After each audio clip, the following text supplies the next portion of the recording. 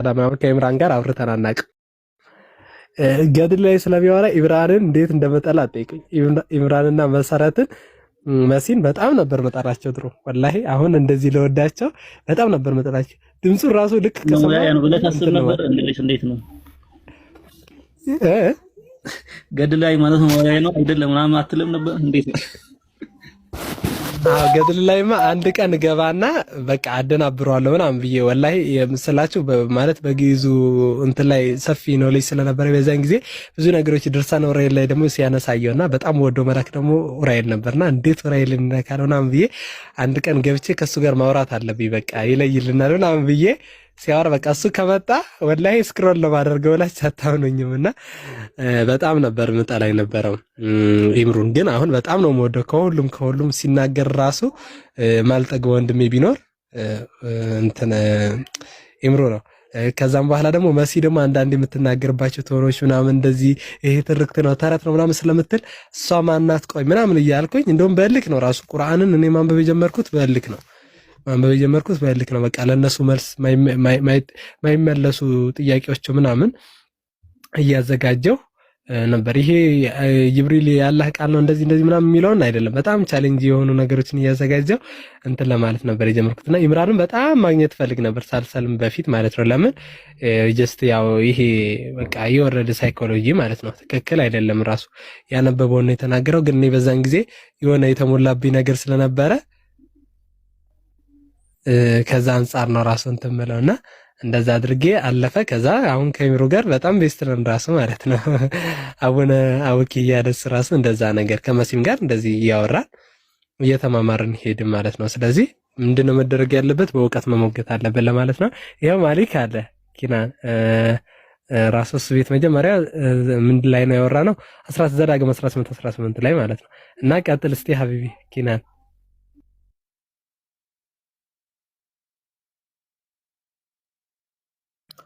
ሰላም አለይኩም ወራህመቱላሂ ወበረካቱ።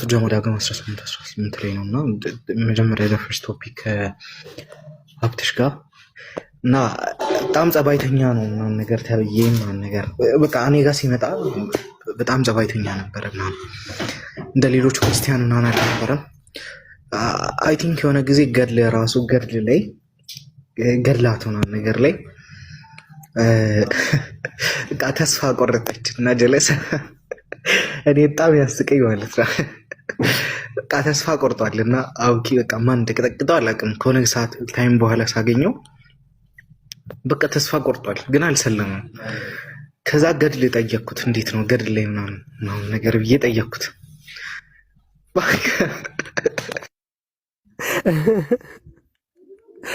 ስራ ይብረሳታ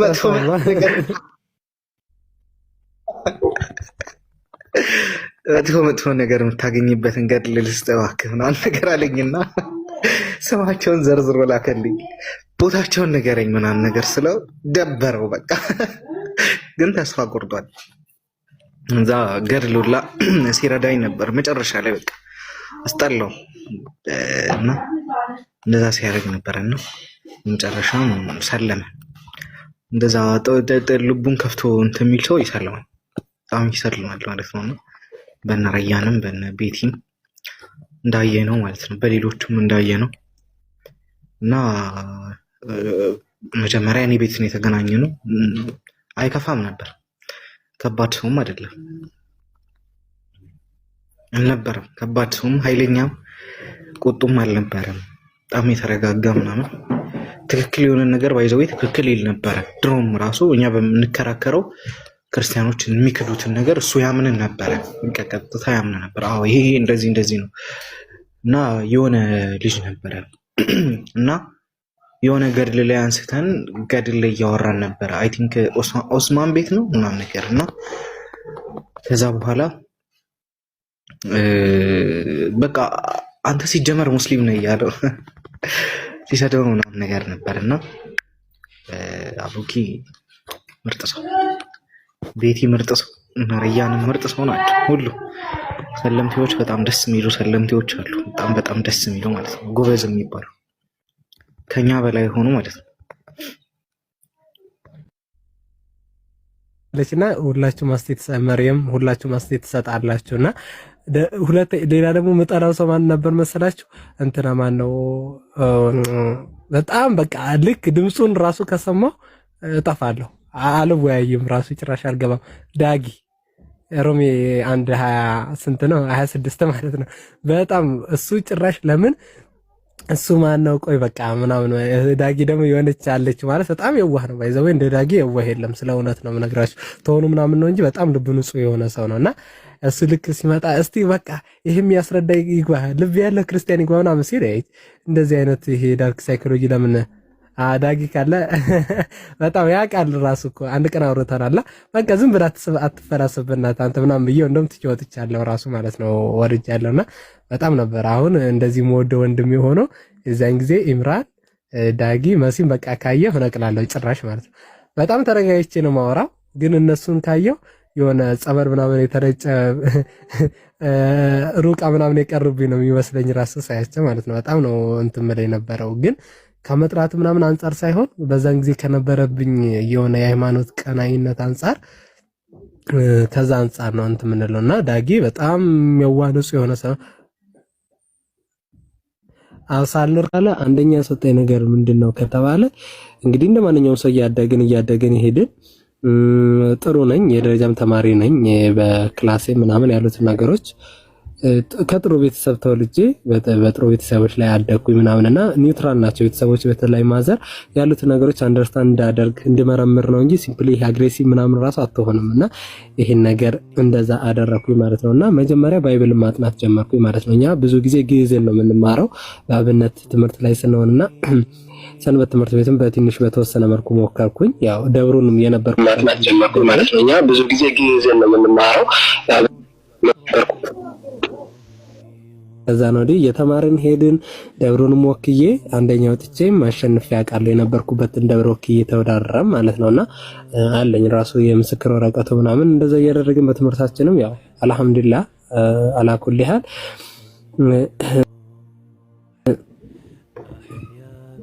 እንደዛ እናደርጋለን ማለት ነው። ስለዚህ መጀመሪያ ባይብልን ነው ማጥናት የጀመርኩት። ምንድነው ባይብሉ ላይ ያለው አምላክ ምንድነው የሚለው እንዴት ነው የሚናገረው የሚለውን ነገር ነው ራሱ ያየሁትና ዘዳግም ምዕራፍ 32 ቁጥር 39 ነው መጀመሪያ ያየሁት ነገር። አሁንም እኔ ብቻዬን እኔ እንደሆንኩ ከኔም በቀር አምላክ እንደሌለ እያለ ኢሳይያስ ምዕራፍ 45 ቁጥር 5 ላይም ሲናገር እኔ ያህዌ ነኝ ከኔም በቀር ሌላ አምላክ የለም፣ ከኔም በቀር አምላክ የለም አለ።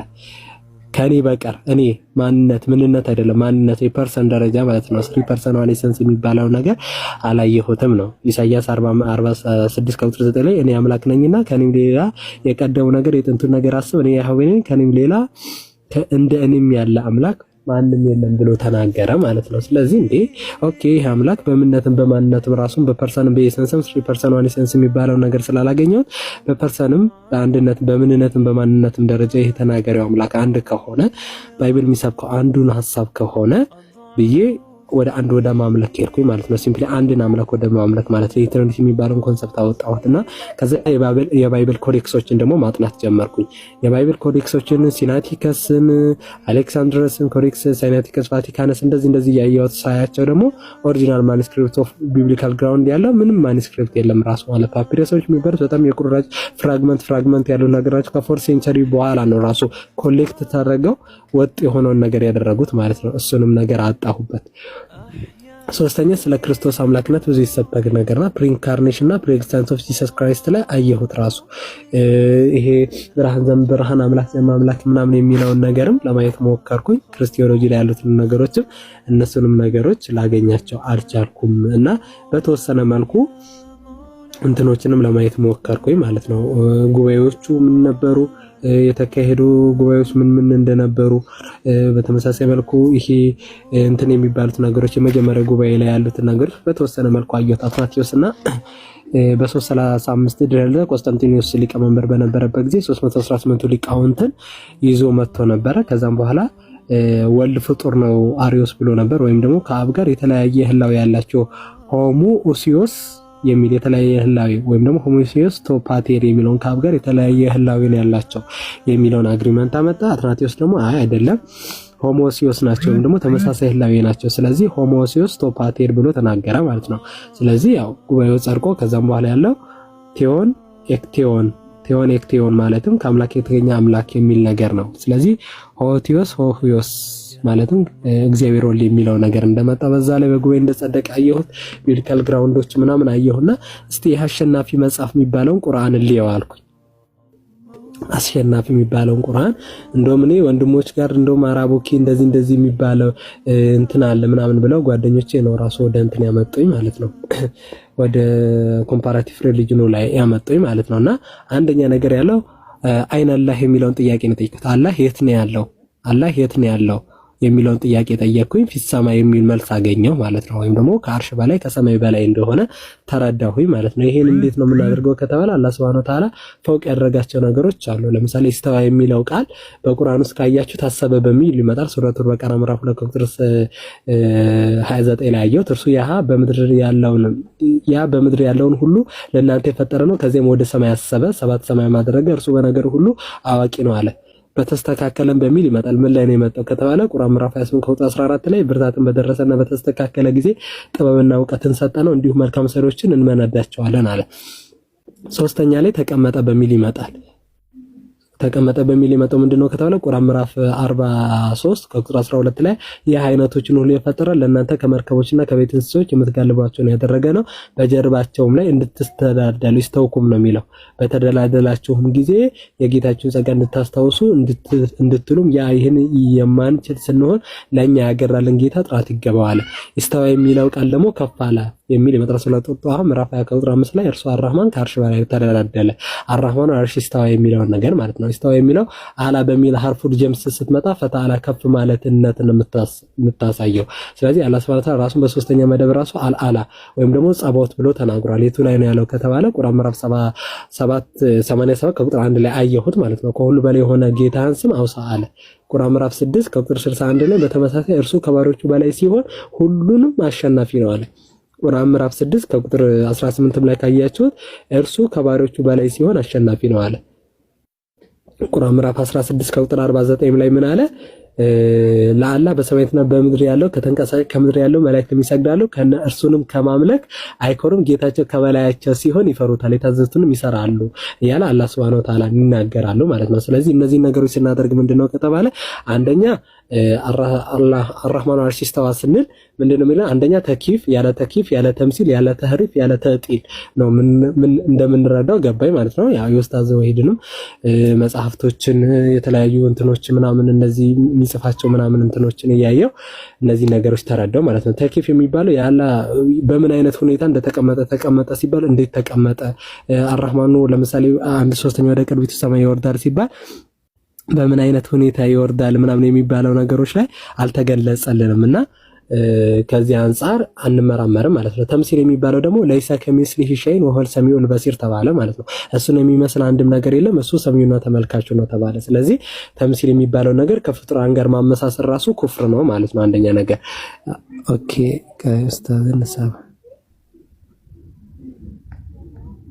ነገሮች ደግሞ ኡስታዝ ካለ ተህሪፍ የሚባለው ነገር ደግሞ ተህሪፉል ለፍስና ተህሪፉል ማዕና ወይ ተህሪፉል ማዕና የሚባል ነገር። ተህሪፉል ለፍስ ማለት ለምሳሌ ኢስተዋ የሚለውን ኢስተውላ ብሎ መፈሰር ማለት ነው። ተቆጣጠረ ብሎ ትርጉሙን ማዛባት ነው አንደኛ ነገር። ተህሪፉል ማዕና የሚባለውን ደግሞ የድ የሚለው ወይም ደግሞ እጅ የሚለውን ነገር ጸጋ ምናምን በሚል እንትን ማለት ነው። ስለዚህ ተዕጢል ያለ ተዕጢል እንደሆነ ተረድተናል ማለት ነው። ስለዚህ አላህ Subhanahu Wa Ta'ala በእንደዚህ አይነት ነገር ከተረዳው ዘንዳ አርሽ የሚለው ደግሞ ዙፋን ንግስና ከሆነ ዘንዳ ቁርአን ምዕራፍ 27 ቁጥር 23 ላይ እኔ የምትገዛቸው የሆነች ሴት ከነገሩም ሁሉ የተሰጣትን አገኘ፣ ለእርሷም ታላቅ ዙፋን አላት አለ። ራሱ አርሽ ብሎ ነው እዚህ ጋር ራሱ ያመጣው ማለት ነው። ቁርአን በተመሳሳይ መልኩ 23:16 ላይ እውነተኛ ንጉስ አላህ ከፍተኛነትን ተገባው፣ ከእርሱም ሌላ አምላክ የለም፣ የሚያምረውም ዙፋን ጌታ ነው እያለ ስለ አላህ Subhanahu Wa Ta'ala ራሱ ይናገራል ማለት ነው። ከዚህ አንፃር ይሄ ኢስተዋ የሚለው ቃል አሰበ፣ በሰለ፣ ተቀመጠ፣ ከፍ አለ በሚል እንደሚወጣው ተረድቻለሁ። ስለዚህ አላህ Subhanahu Wa Ta'ala ለራሱ ሲፍ ያደረጋቸው ነገሮች ተረዳው ማለት ነው። ቁርአን እውነተኛነቱን በምን አወቅ ከተባለ ቁርአን እውነተኛነቱን እንዴት ልትቀበለው ካልሽ ከተባለ ቁርአን አንደኛ ሰርኩላር ሪዚቪንግ ኦፍ አግሪመንት ማቅረብ ይቻላል። ቁርአን የአምላካችን የአላህ Subhanahu Wa Ta'ala ንግግር ነው። አላህ Subhanahu Wa Ta'ala በሚናገርበት ጊዜ አላህ Subhanahu Wa Ta'ala ነቢያቱ በሚናገርበት ጊዜ ቁልና አርሰልና አውሃይና እያለ ይናገራል። ላክን አወረድን እያልን ይናገራል። ለምሳሌ አልን ለሚለው ቁልና ለሚለው ሱረቱል ጣሃ ምዕራፍ 20 ቁጥር 116 ላይ ለመላእክትም ለአዳም ስገዱ ባለን ጊዜ አስታውስ እያለ ይናገራል። ሱረቱል በቀራ ምዕራፍ 2 ቁጥር 35 ላይ አዳም ሆይ አንተ ከሚስትህ በገነት ተቀመጥ፣ ከእርሷም በፈለጋችሁ ስራ፣ በሰፊውም ተገበው፣ ግን ይህችን ዛፍ አትቅረቡ፣ ከበደለኞች ትሆናላችሁና አልንም እያለ ይናገራል ማለት ነው። ቁርአን ምዕራፍ 11 ቁጥር 40 ላይ በተመሳሳይ ምን ብሎ ተናገረ? ትእዛዛችን በመጣ አቶን በገነፈለም ጊዜ በእርሷም ውስጥ ከአይነቶችም ሁሉ ሁለት ወንዶችና ሴቶች ቤተሰቦችንም ቃል ያለፈት ብቻ ሲሆን ያመንን ሰው ሁሉን ጫንን አልን እያለ ይናገራል። ስለ ኢብራሂምም ብዙ ነገሮች ማለን ይቻላል። አልን ባርን ጊዜ እያለ አላህ Subhanahu Wa Ta'ala ይናገራል። ላክን የሚለው ላይ ደግሞ አርሳልና የሚለውን ቁርአን ምዕራፍ 16 ከቁጥር 36 ላይ ተመለከቱ። በየህዝቡ ውስጥ አላህን ተገዙ ጣዖታት ራቁ በማለት መልእክተኛን በእርግጥ ልከናል አለ። ቁርአን ምዕራፍ 5 ከቁጥር 25 ላይ መልእክተኛን በግልጽ ማስረጃ በእርግጥም ላክን አለ። ቁርአን ምዕራፍ 23 ከቁጥር 32 ላይ በውስጣም ከነርሱ የሆነ መልእክተኛን አላህን ተገዙ ከእርሱም በቀር ሌላ አምላክ የላችሁም አትጠነቀቁም በማለት ላክን አለ። ቁርአን ምዕራፍ 7 ከቁጥር 59 ላይ ስትመለከቱት ኑህን ወደ ወገኖቹ በእርግጥ ላክነው። ቁርአን ምዕራፍ 11 ከቁጥር 50 ላይ ወደ አደም ወንድሞቹን ሁድን ላክነው አለ። ቁርአን ምዕራፍ 11 ከቁጥር 61 ላይ ወደ ሰሞዶቹ ወንድማቸው ሳሊህን ላክን አለ። ቁርአን ምዕራፍ 11 ከቁጥር 84 ላይ ወደ መድየንም ወንድማቸው ሹአይብን ላክን እያለ አላህ Subhanahu Wa Ta'ala ይናገራል። አወረድን ለሚለው ደግሞ ምንድነው የተጠቀመው ከተባለ አሃይና አንዘልና ምናምን እያለ አላህ Subhanahu Wa Ta'ala ይጠቀማል። ቁርአን ምዕራፍ 4 ከቁጥር 163 ላይ እኛ ወደ ኑህ ከርሶም በኋላ ወደ ነቢያት እንዳወረድነው ወደ አንተ ማወረድን ወደ ኢብራሂም ወደ እስማኤል ወደ ኢሳቅ ወደ ያዕቆብ ወደ ነገዶች ወደ ኢሳ ወደ አዩብ ወደ ዮናስም ወደ ሃሩን ወደ ሱለይማን አወረድነው ለዳውድም ዘቡርን ሰጠነው አለ። ስለዚህ ቁርአን ምዕራፍ 20 ከቁጥር 25 ላይ ካንተ በፊት እነሆ ከኔ ሌላ አምላክ የለምና ተገዙኝ በማለት ወደ እርሱ የምናወርድለት ቢሆን እንጂ መልእክተኛን አንድንም አላክንም አለ። ቁርአን ምዕራፍ 15 ከቁጥር 109 ላይ ካንተ በፊት ከከተሞች ሰዎች ወደ እርሱ ራእይን የምናወርድለት የሆነ ወንዶችን እንጂ ሌላን አላክንም አለ። ቁርአን ምዕራፍ 20 ከቁጥር 7 ላይ ካንተ በፊት ወደ እርሱ የምናወርድለት የሆነ ሰዎች እንጂ ሌላንም አላክንም ይላል። በተመሳሳይ መልኩ ቁርአን 16:43 ላይ ካንተ በፊት ወደ እርሱ ወይን የምናወርድ ሰዎች እንጂ ሌላንም አላክንም እያለ አላህ Subhanahu Wa Ta'ala ይናገራል ማለት ነው። ስለዚህ ከዚህ አንፃር ምንድነው የምንረዳው? አላህ Subhanahu Wa Ta'ala ለነቢያቱ በምን አይነት ሁኔታ እንደሚነጋገርበት ይሄ ግራማቲካል አፕሮች እና ሄርሜቲክስ አፕሮቾች እንደዚህ ካየ ይሄ አላህ የሚለው ቃል ከነብዩ በፊት ነበር ወይ ከተባለ አዎ ነበር። ሴሚቲክ ኢንሳይክሎፒዲያዎችንም መጠቆም ይቻላል። አይ ቲንክ በአጭሩ ለማድረግ ነው። ለምሳሌ እንትን አለላችሁ ይሄ ለምሳሌ ሞስካን ኢንትሮዲክሽን ኦፍ ዘ ኮምፓራቲቭ ግራመር ሴሚቲክ ላንጉዌጅ ኢን ፊሎሶፊካል ሞርፎሎጂካል አግሪመንት ላይ ማሳየት ይቻላል። ኢንትሮዲክሽን ኦፍ ሴሚቲክ ላንጉዌጅ ቴክስት ክሪቲሲዝም ኤንድ ግራማቲካል ስኬትስ ላይ ማሳየት ይቻላል። ወአለይኩም ሰላም ወራህመቱላሂ ወበረካቱ። ኡስታዝ አቡበከር ከተመቸ አስገቡት ኢንሻአላህ። እና እንደዚህ እያልን ሴሚቲክ ላንጉጆችን አየን ማለት ነው። ስለዚህ ዛት የሚለውን ነገርና ለምሳሌ ደግሞ ሸክስ የሚባለውን ነገር ወይም ደግሞ ይሄ ጀሰድ የሚባለውን ነገር በተወሰነ መልኩ ለማየት ሞከርኩኝ ማለት ነው። ስለዚህ አላህ Subhanahu Wa Ta'ala ስለራሱ ይናገራል። ከተናገረ በኋላ ደግሞ ምንድነው እስቲ ይሄን ለምሳሌ አንደኛ የምንረዳ ነገር ምንድነው ከተባለ እስቲ እሺ ቃል አላህ አይደለም የአላህ ቃል አይደለም ብለን እንሂድና ውስጥ የያዛቸው መልእክቶች ምንድናቸው ብለን እናስብ። አላህን በብቸኝነት አምልክ የሚል እንደው ለቃሉ ይቅርታ ለምሳሌ አላህን በብቸኝነት አምልክ የሚል ሰይጣን አለ ወይ? አላህን በብቸኝነት ተገዛ የሚል ሰይጣን አለ ወይ? አላህን በብቸኝነት ለምሳሌ እነዚህን አመኑ ወምን ሰላተ መጅሩል ሐሰና እነዚህ አመት መልካም ስራ የሰሩት ትልቅ ምንዳ አላቸው። ቱቡ ተውበተ ነሲያ ትክክለኛቱ መመለስ ተመለሱ። አላህ ገፉሩ ረሂም ነው፣ መሐሪ ነው፣ አዛኝ ነው የሚባል ሰይጣን አለ ወይ ነው አንደኛ ነገር። ሁለተኛ በመልካም ነገር እንኩንቱ ትበናለ ፈተው ኢንወህም ኮላ እንግዲህ አላህን የምትወዱ ከሆነ ተከተሉኝ አላህ ይወድላቸዋል። አጢኡላህ ወአጢኡ ረሱል አላህና መልእክተኛውን ታዘዙ የሚል ሰይጣን አለ ወይ ነው ራሱ ምን ጠይቀው። ሁለተኛ መልካም ንግግር ተናገሩ። አላህ ይሄን ይወዳል ይሄን ይጠላል። ቅድም የነገርኳቸው ነገሮች አለ። አላህ ወሰን ኃላፊዎችን አይወድም፣ ድንበር ኃላፊዎችን አይወድም፣ አላህ ፍትህን ያጓድሩትን አይወድም እያለ እየተናገረ እንደዚህ አይነት እስቲ ሌላ ቴክስቹዋል አፕሮች ያምጡልን ነው። እንደዚህ የሚል ነገር እኔ አላየሁም። ስለዚህ አንደኛው ቁርአን በምኑ ነው የሚመዘነው ከተባለ ውስጡ በያዛቸው ይዘቶች ሊመዘን ይችላል። አንደኛ ነገር የኔ አግሪመንት እሱ ነው ራሱ ማለት ነው። ምክንያቱም አላህ Subhanahu Wa Ta'ala የሁሉ ነገር ራሱ አስገኝ ነው። ቁርአን የአላህ ንግግር ነው ራሱ። ቁርአን ምዕራፍ 9 ቁጥር 6 ላይ ከአጋሪዎችም አንዱ ጥገኝነት ቢጠይቅ የአላህ ንግግር ይሰማ ዘንድ አስጠቀዋለ። ቁርአን ምዕራፍ 45 ቁጥር 6 ላይ እነዚህ በአንተ ላይ በእውነት የምናነባቸው ሲሆን የአላህ ማስረጃ ናቸው ከአላህም ከማስረጃ ወዲህ በየትኛው ንግግር ያምናሉ አለ። ስለዚህ ቁልና በል የሚል ንግግር ትእዛዛዊ ንግግር ራሱ እየተናገረ ይናገራል ማለት ነው። ስለዚህ አላህ እውነቱን ተናገረ እያለ ቁርአን ምዕራፍ 3 ቁጥር 95 ላይ አላህ እውነቱን ተናገረ የኢብራሂም መንገድ ወደ እውነት ያዘነበለ ሲሆን ተከትሉ ከአጋሪዎችም አልነበረም በላቸው አለ። ስለዚህ ጌታችን ምንድነው ከተባለ ቁርአን ምዕራፍ 3 ቁርአን 78 ቁጥር 48 ላይ ጌታችን በእውነት ያወርዳል ሩቅ የሆኑ ሚስጥሮችን ሁሉ አዋቂ ነው በላቸዋል። ሩቅ ሚስጥርና አዋቂ ሁሉ አላህ ነው ራሱ። ቁርአን ምዕራፍ 3 ቁጥር 60 ላይ ይህ ከጌታችን ዘንድ የሆነ እውነት ነው ከተጠራጣሪዎችም አትሆኑ እያለ ይናገራል ማለት ነው። ስለዚህ አላህ Subhanahu Wa Ta'ala ሲፋቱል ከላም አለው። አላህ Subhanahu Wa Ta'ala ራሱ ሙተከሊም ነው ተናጋሪ ነው። ይህ አምላካችን ደግሞ ተናግሯል ማለት በሩሁል ቅዱስ አማካኝነት ለነብዩ አለይሂ ሰላቱ ወሰለም እናንዘልናሁ ቁርአን አልዓረቢ ለአለኩም ታጠቁን ዛሊከል ኪታብ ለአረበዊ ሁደል ሊልሙተቂም ካሸነፈ ጌታ ለመወረዱ ጥርጥር የለበትም። ስለዚህ አላህ ቻሌንጅ አቅርቧል። ምንድነው ያቀረበው? ይሄን ቁርአን ቻሌንጅ የሚያደርግ አንድ ቨርስ አምጡል። መጀመሪያ ሰዎችና እንደዚህ ያለ ያመጣል ከዛም በኋላ እንደዚህ ያለ የሚያመጣቸው ነገሮች አለና ስለዚህ አላህ Subhanahu Wa Ta'ala ሲፋቱል ከላም አለ ሙተከሊም ነው። አላህ Subhanahu Wa Ta'ala ለምሳሌ አላህ ሲፋቱል ከላም አለው ሲባል የመናገር ባህሪ ያለው ነው። አምላካችን አላህ ራሱ ሙተከለም ነው። ራሱ ማለት ተናጋሪ ስፒከር ነው። ከላም ማለት ንግግር ስፒች ማለት ነው። የራሱ የሆነ ባህሪ አለው ማለት ነው ራሱ። ለምሳሌ እነዚህ ነገሮች ራሱ ከላም የሚባሉት ነገሮች ካያቻቸው ሐርፍ አላቸው ሆይ አላቸው ሰውት አላቸው ድምጽ አላቸው ራሱ ማለት ነው። ስለዚህ ያለ ነገር ወደ ነብያችን የተወረዱ ሆያትም ጭምር ናቸው ራሱ። ለምሳሌ ቁርአን ምዕራፍ 11 ከቁርአን 1 ላይ አሊፍ ላም ራ ይህ አንቀጽ በጥንካሬ የተስተካከሉ ከዚያም የተዘረዘሩ የሆኑ መጽሐፍ ነው ጥበበኛ ውስጥ አዋቂ የሆነው ዘንድ የተወረደ ነው አለ። ቁርአን ምዕራፍ 13 ከቁጥር 1 ላይ አሊፍ ላም ራ ይህች ከመጽሐፍ አንቀጾች ናት ያም ከጌታቸው ወደ አንተ የተወረደ እውነት ነው ግን አብዛኛው ሰዎች አያምኑም አያስተነትኑም እያለ ይናገራል ማለት ነው። ስለዚህ እነዚህ ነገሮች ተመለከትኩኝ ማለት ነው። ስለዚህ የአላህን ቃል ወይም ደግሞ ቁርአን እውነተኛ የመሆኑን ቁርአን ውስጥ በያዛቸው ይዘት ተረዳሁ ማለት ነው። ስለዚህ ቁርአን ትክክለኛነቱን በዚህ አረጋገጥ ማለት ነው። ምክንያቱም በብቸኝነት አንዱን አምላክ አምልክ አላህና መልእክተኛውን ታዘዝ እነዛ ለምሳሌ ሁወል አወል ወላሂር ወዛሂር ወልባጢን ፊተኛ ነው ኋለኛ ነው መጨረሻ ነው እያለ የሚናገር እነማ ቀውሉና ሊሻሊ ዛረድናው ሀና ቁሉ ለኩ ኩን ፈየኩን አንድ ነገር በሻን ጊዜ ለዛ ነገር ምንለው ሁሉ ወዲያው ሁሉ ይሆናል እያለ የሚናገረው ነገር አየልኩና ፕሮፌት አለይሂ ሰላም ደግሞ በተወሰነ መልኩ ባክግራውንዱን አየው። አላህ የሚለው ቃል ነቢያት ሁሉ አምላካቸውን አላህ እያሉ እንደሚጠሩት ተገነዘብኩ። ቁርአን ይሄ ባይብል ላይ የነበረውን አፕሮች ሲጠቀም አላየሁትም። ንግግሩ ላይ ምናምን የሚናገሩት ነገሮች ላይ ብዙ ነገሮችን ተረዳሁ። እነዚህ ነገሮች አገናዘብኩኝ። ከዛም በኋላ አቅልን ነው በቃ የተገነዘብኩት ማለት ነው። አቅል ለምሳሌ አቅል የሚባለው ነገር ይሄ ደግሞ ማይቶግኔሽን የሚባለው ግንዛቤ የሚባለው ነገር ለአለኩም ታቂሉን ይለናል። ቁርአን ምዕራፍ 12 ቁጥር 2 ላይ የሚናገረን ነገር አለ አይደለ? ቁርአን ላይ ያሉት ነገሮች አሉ። ምንድነው ያለው? ቁርአን ምዕራፍ 12 ቁጥር 2 ላይ በእርግጠኛ ትገነዘቡ ዘንድ አረብኛ ቁርአን ሲሆን አወረድ ነው አለ። ቁርአን ምዕራፍ 2 ቁጥር 24 ላይ 242 ላይ በተመሳሳይ ካያችሁት ምንድነው ያለው? እንደዚህ ትገነዘቡ ዘንድ ለናንተ የተብራራ ነገር አመጣናለ። ስለዚህ ስለ አመክንዮ ሎጂካል የሆኑ ነገሮችን ተጠቀምኩኝ። ስነ እውቀት ሜታፊዚክስን ተጠቀምኩኝ።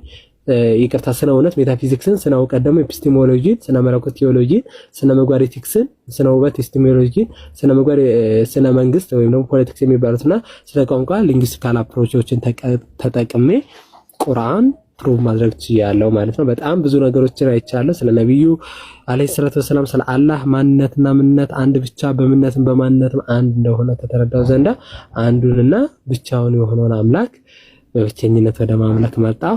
ሐሙስ ቀን ለአርባ አጥቢያ ዙልሂጃ ጾም ሳይጀምር ዋዜማው ላይ ሻሃዳን ያስኩኝ በነጋታው ዙልሂጃን ያስኩኝ ማለት ነው። ስለዚህ ስለ ሰላት ብዙ ነገሮችን አይቼ ተረዳው ማለት ነው። በሽረል ሳቢሪን እነላህ ይቡል ሳቢሪን የሚለውን በመጠቀም አላህ Subhanahu Wa Ta'ala በአንድነቱ ላይ ሶስትነት የሌለበትን ወላ ተቁሉ 30 ሶስትና አትበሉ እነለዚህና ከፈሩ እነላህ ሰለላሁ እነዚህ ከፍሩት አላህን ሶስተኛ ነው ያለው በእርግጥም ካዱ ተብሏል።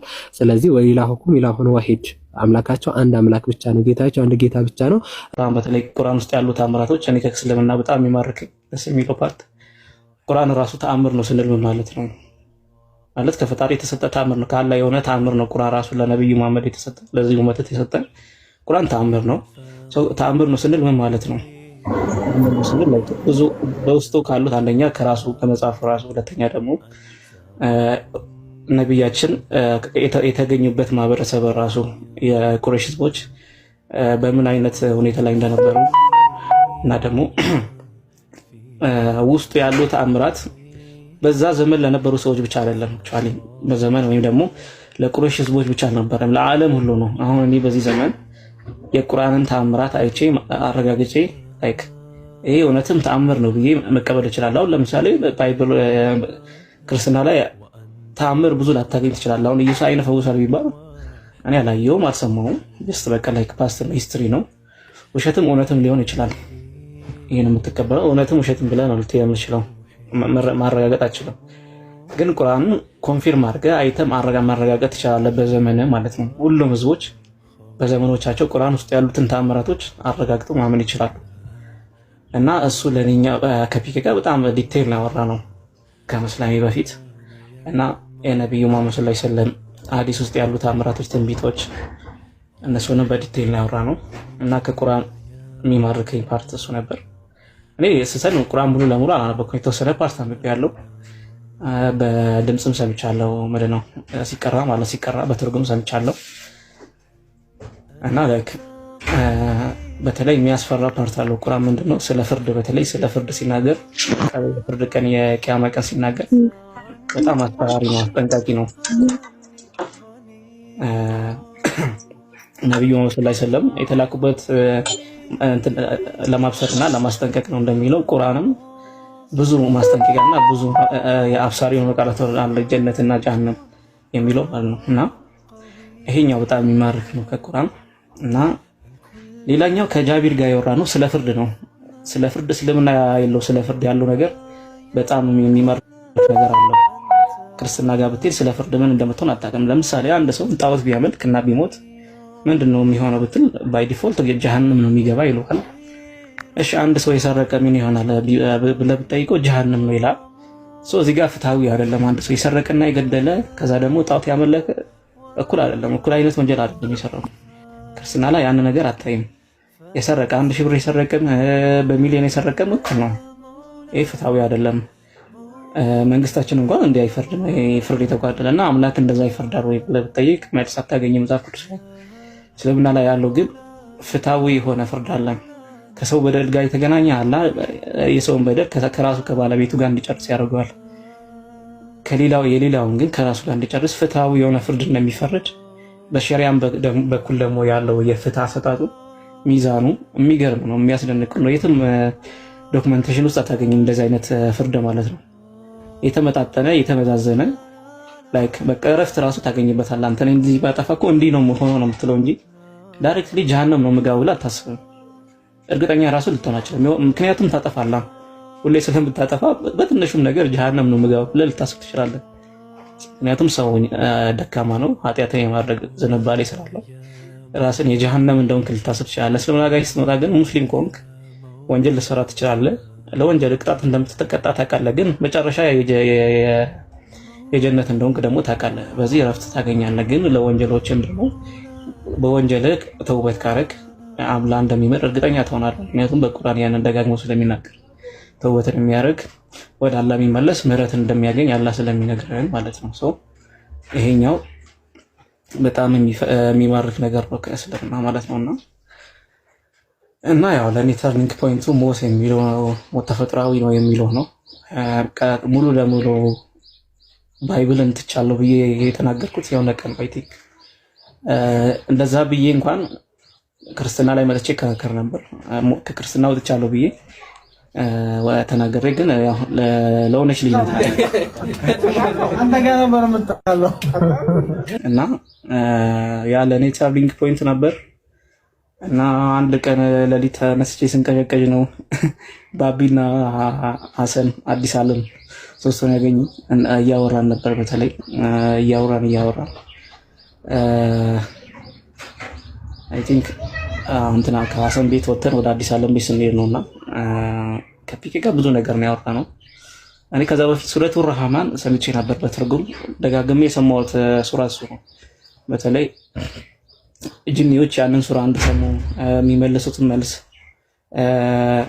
እናምናለን እንደሚሉ ላይክ ካላ ጸጋ ቤትኛው ታስተባብላላችሁ ሲባሉ ካላ ጸጋ ቤትኛው እናስተባብለን እያሉ ላይክ ይሄ ቻሌንጂንግ የሆነ ፓርት ነው ከቁርአን ማለት ነው።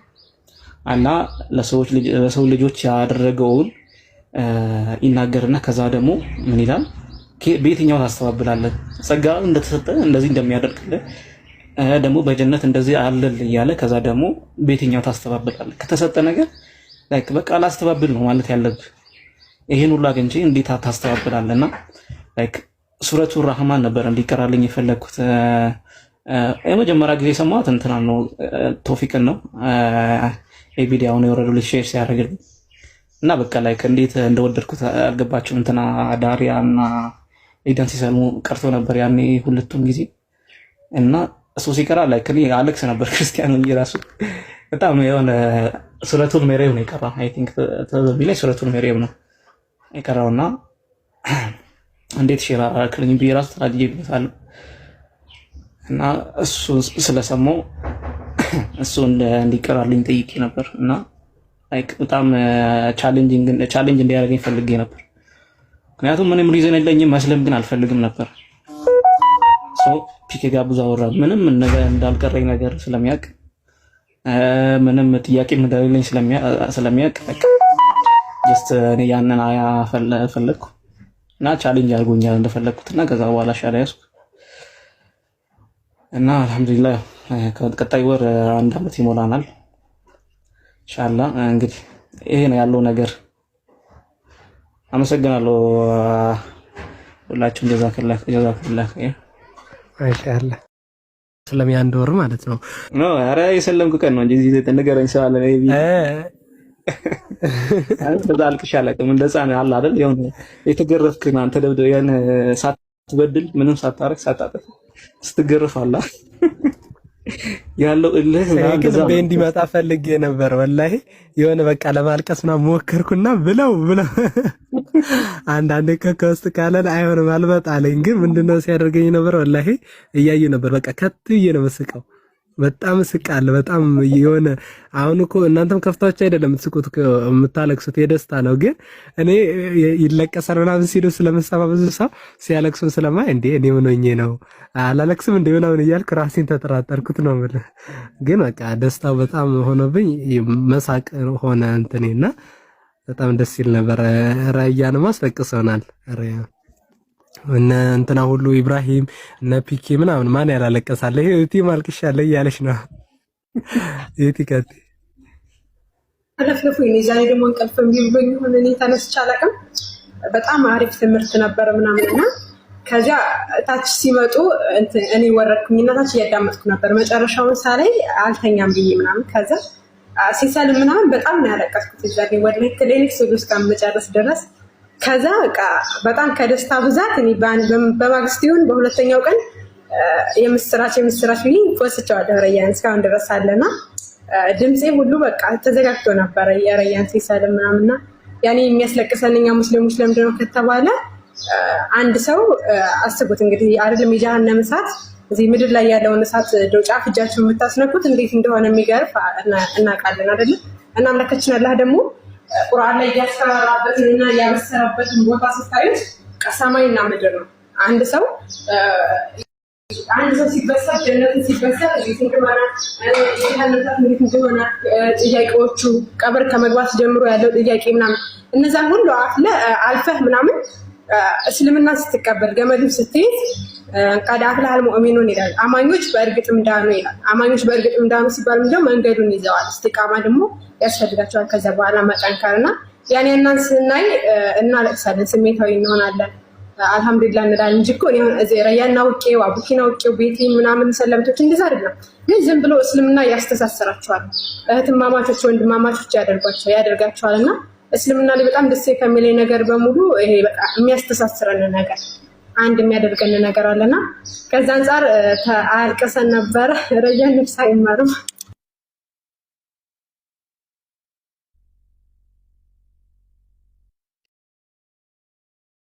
እናውቃለን አይደለ? ትንሽ እንትን ቢሉ ምናምን አንዳንድ ላይ ያሉት እንዴ ቀለል አድርገህ አንተ አስለቀስከን እንጂና እኔ ኢብራሂም ሲያለቅስ ነው ያልቻልኩት ራሱ በቃ ማለት በጣም ደስ ብሎኛል።